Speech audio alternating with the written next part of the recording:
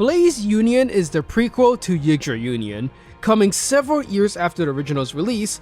Of course, I'd expected it to be better in some aspects. What I didn't expect was how much I would grow to appreciate Garot's journey into becoming Gulcasa, how driven I would end up being to see the many different ways Garot's journey could go. It's actually pretty shocking just how much better Blaze Union works as a character-driven narrative compared to every other game in the franchise. During my Depth Heaven retrospective, we had seen that every game in the franchise had something different about them which made each entry stand on its own. Story-wise, however, I think while each game certainly went in new and interesting directions, they also each had their own fair share of faults that were easy to point out. Blaze Union was probably the first game where after I had finished the first route, I immediately went into the second and third one just to see the many different ways Garot's journey could have ended, because dang did I just want to see our boy Garot happy by the end of it all. The game does an amazing job of getting you to care about Garot and the rest of the Grand Blaze. Garot is easily the most nuanced character in the entire franchise, coming from what is probably the most depressing background, and it is his failures and growth that ultimately shape the direction of the story. Blaze Union functions wonderfully as a prequel as well, as it retroactively makes Yggdra Union a better game, even with the retcons present. It fleshes out many of the characters whom we don't actually get to know much about from the Bronchian Empire. As for how the story ends up developing and what are the best parts about Blaze Union that makes it stand out from its predecessor Yggdra Union, well, let's get into that. As a heads up, while this game is Japanese only, there is a translation on GameFAQs which goes through the entirety of the story and nearly all of the dialogue in the game. Personally, I didn't need to use it as I can read Japanese, however, I did check a chapter or two and I found the translation to be pretty accurate, so if you want to play it but still want to enjoy the story, then that's always an option. The event of Blaze Union takes place roughly 3 years before the start of Yggdra Union, in the year 1487. As you might imagine, the game takes place in the Bronchian Empire. While every other country was enjoying its golden age, the Empire of Bronchia was easily at its worst point in history. The current Emperor, Sortier, is an amazing general, however he's also a pretty awful ruler. The divide between the rich and poor is at an all-time high, with the vast majority of the population living a destitute lifestyle thanks to him taxing the nation to support the army he's trying to build. The nobility is nearly entirely corrupt, and the bandits attack the weak daily. The main character of the story is not Gulcasa, but rather Garot, a youth who has grown up in the city of Tierra. Suffering from abuse not only from the noble and rich, but even from his own father, he has decided with his two friends Tiskeia and Genon to fight back against this reality, forming a group of noble thieves in order to protect their fellow destitute citizens. The story truly begins when Garot and his two friends meet the traveler Medute and the noble Velmin. Medute acts as the mentor figure who pushes Garot and his friends to realize that while they can fight off as many bandits as they please, without having true power, they will be unable to right any of the systematic problems plaguing the empire that has pushed them all into these circumstances. In the first place, ideals without power backing it up are merely worthless words useful to nobody. Velmin, on the other hand, offers Garot and his friends a chance at that power, to work with him as his private army and reform the nation of Bronchia from within. From that point on, the rest of the game details the chronicles of the newly formed Grand Blaze, of their fight against the bandits who have plagued the land for far too long, of the allies who joined their forces, and the rise of their group as protectors of the people. Having ended Yggdra Union in a way that didn't really leave room for another game, Sting has decided instead to go back to the past and tell the story of how Gulcasa came to be the Blazing Emperor, which honestly felt like a pretty smart move. Even in Yggdra Union, there was a lot of questions as to who exactly were all the dragon generals who clearly treasured Gulcasa in the same way that Durant and Millinor cared about Yggdra. Having a game to really delve into those mysteries just made sense. Also, I mean, like, what was the alternative? A whole game about Yggdra and Millinor fighting in the Battle of Ragnarok for the secret PSP ending? Yeah, it's a cool idea, but not really something to build a whole game around. Exploring Gulcasa's rise to power and who all these dragon generals are is a much more enticing idea. Especially since, although players were given many hints about them throughout Yggdra Union, you don't really learn much about them all the way till the end. What you do realize though is that each one of these characters matter much more to Gulcasa than just some random general. Even in Yggdra Union, Gulcasa himself is made out to be more than just an evil emperor. His citizens are shown to love him, and his quest isn't just some insane bid to destroy the world, but rather in his firm belief that his rule will finally allow peace to reign across the world. So it's only natural there are a lot of questions regarding Gulcasa, and delving deeper into what made him the way he is would be a great story to tell. They even tried to make the fact that Garot was actually Gulcasa in the past a secret, although it was pretty much known by practically everyone by the time the game came out, since we already knew that the game takes place 3 years before Yggdra Union, and Garot is 17 years old with insanely red hair, which matches perfectly with Gulcasa at 20 in Yggdra Union with insanely red hair.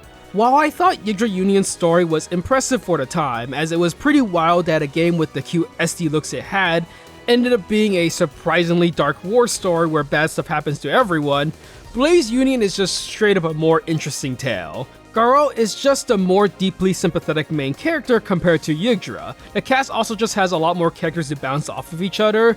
While Yggdra Union has like 10 characters, there really only are 3 big ones who get a lot of lines, that being Yggdra, Millenor, and Durant. Blaze Union on the other hand has got way more in Garot, Siskia, Geno, Medute, Aegina, Velmin, Nessia, Amy, and Leon.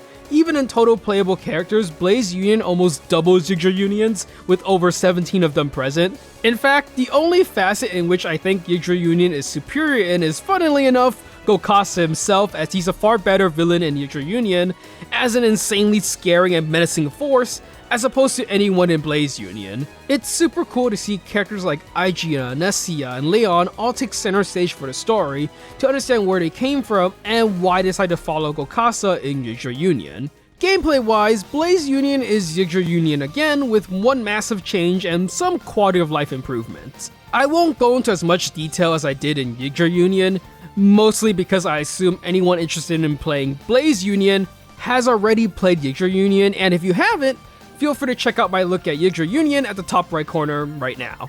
Anyways, it's the same turn-based strategy affair where movement is shared between all the characters, and positioning for that perfect confrontation during your turn and the enemy turn, it's what spells the difference between a good and bad player. One of the bigger quality of life changes is that you can now view the life bar of your head unit in every battle, which makes it a ton easier in trying to time your abilities or when to push for a finish.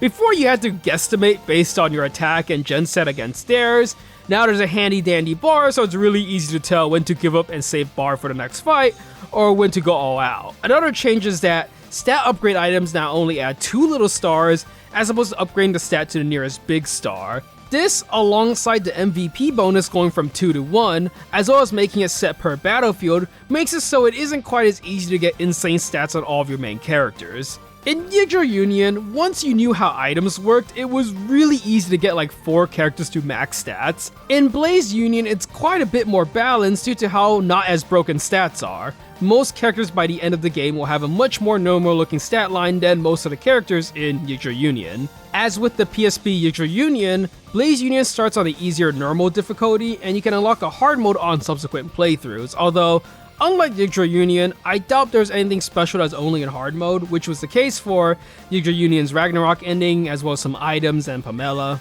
Finally, the biggest difference between the two games is that Blaze Union has a route system. While yes, other games in Depth Heaven had different endings and even a slightly altered storyline in the case of Nights in a Nightmare, each of the different routes in Blaze Union provide a completely new story to experience, complete with unique stages. Unlike every other game in the Depth Heaven franchise, you are given freedom during chapters 3 and 5 to choose between a limited amount of missions you want to tackle before the end of the game, and depending on what stages you choose, you'll be put into one of 3 final chapters, all of which are drastically different from each other in terms of what happens.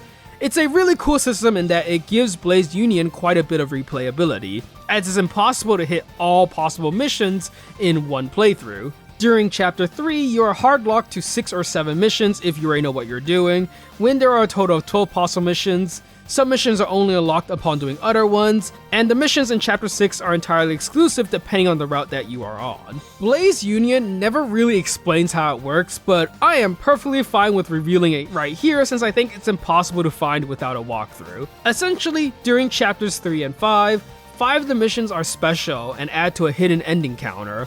while one mission during Chapter 3 unlocks Chapter 6B so long as you don't meet the requirements for the other two.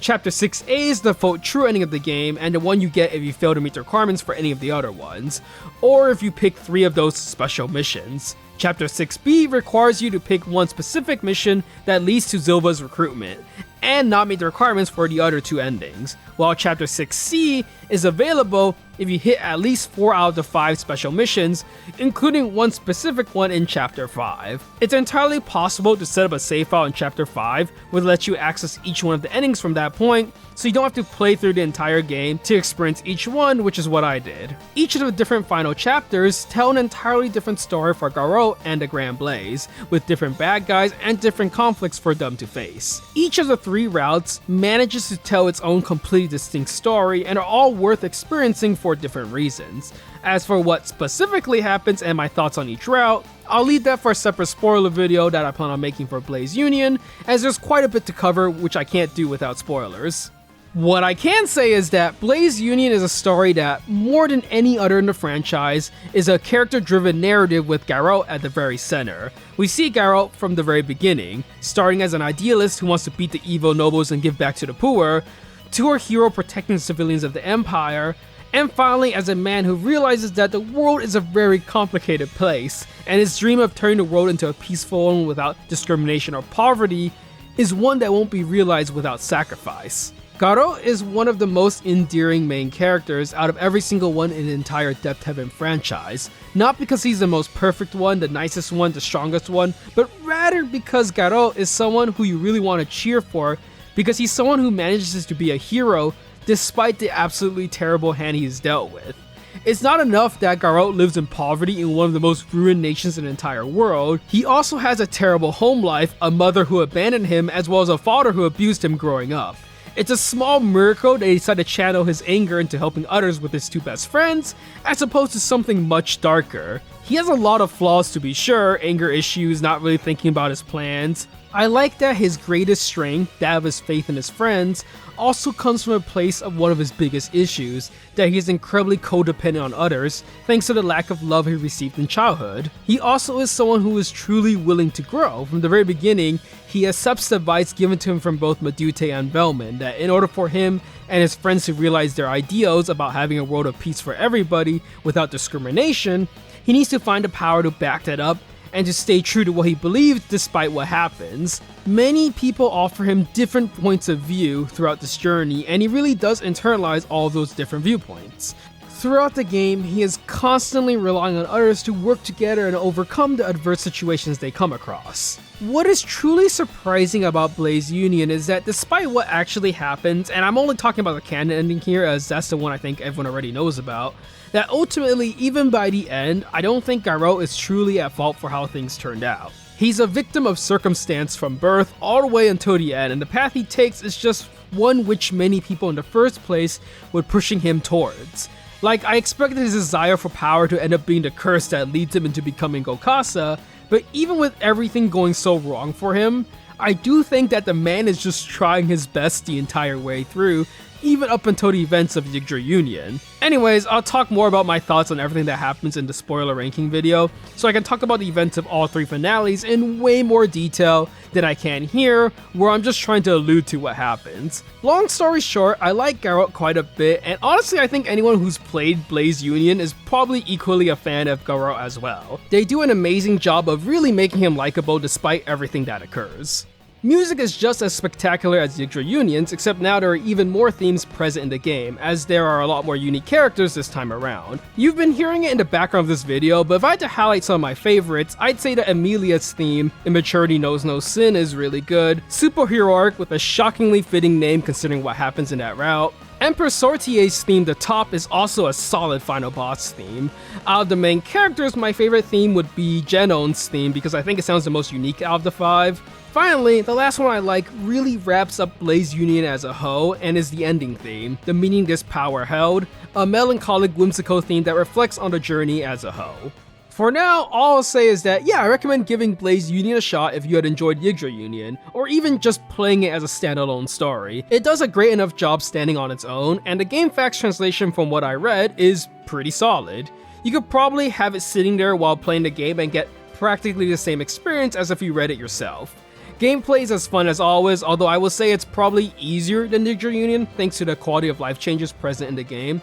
Blaze Union is the only depth-heaven game I played where after beating it once, I immediately wanted to dive straight back in so I could see what happens in the other routes. And that's because Garot is such a likable main character. I won't say that he is necessarily right in what he tried to do for Yggdra Union, but I will say that he wasn't wrong either. Well, aside from his own desperate bid to resurrect Bronga near the end, but I think that's more of something he was pushed to do thanks to Nessia and Yggdra as opposed to his plan A. If you are interested in hearing about my more in-depth thoughts about the game and the characters, feel free to hit all the supporter stuff to stay up to date when that comes out, like, subscribe, notifications. If you got anything you'd like to say about Blaze Union, feel free to do so in the comments below, preferably no spoilers. You can save those ones for the next video. Anywho, that'll be it for this one. I'll see you later. Till next time.